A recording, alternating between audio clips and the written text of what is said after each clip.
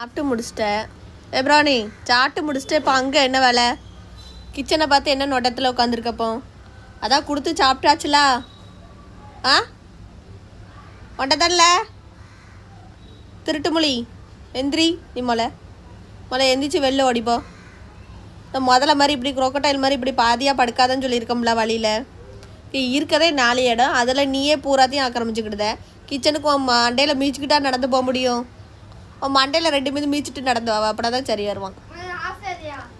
ஆண் வேவலை அல்ல. எந்திச்சு வெளில போல ராணி எந்திரி. வழியை விட்டு நீ எந்திரிப்பா, அடிச்சுருவேம்மா.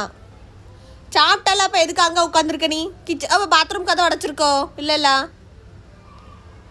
அப்புறம் எதுக்கு அவன் அங்கடிக்கு பார்த்தவனம்மா படுத்து கிடக்கான்? அப்புறம் எதுக்கு இங்கே படுத்துருக்க நீ? எந்திரி சொன்னோடனே கேட்கியா இல்லையா? இங்கே என்ன உனக்கு சொல்லி போய் அங்கே வெளில போய் படு ஃப்ரீயா போ. போய் அவ்வளோ இடம் அங்கே இருக்குல்ல, அங்கே போய் படுப்போ. போ அங்கே போய் படு. சாப்பிட்டாச்சு கிச்சனில். சோறு இப்போ தானே வச்சு சாப்பிட்டுட்டு வந்தேன். அப்புறம் எதுக்கு அங்கே வழியில் போய் அப்படி இடிச்சிட்டு படுத்தடக்க வேண்டுதலா? இன்னும் வாசலில் உட்காந்துருந்தா எதுவும் தருவான்னு வேண்டுதல் பண்ணிட்டு இருக்கியா? பைத்தியம். தூக்கம் பயங்கரமா தூக்கம் நடக்கும்.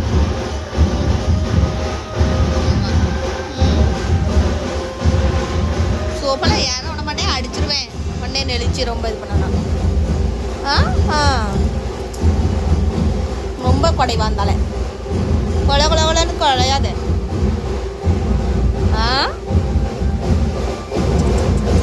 பைத்தியம். கண்டிப்பா ஓடிப்போ. திரும்பவும் வயிற்றுல குட்டி வச்சிருக்கா அவளை. ஒரே இதான் வேலை. என்ன நீயே கழுத்தை நெரிச்சிடுவேன்.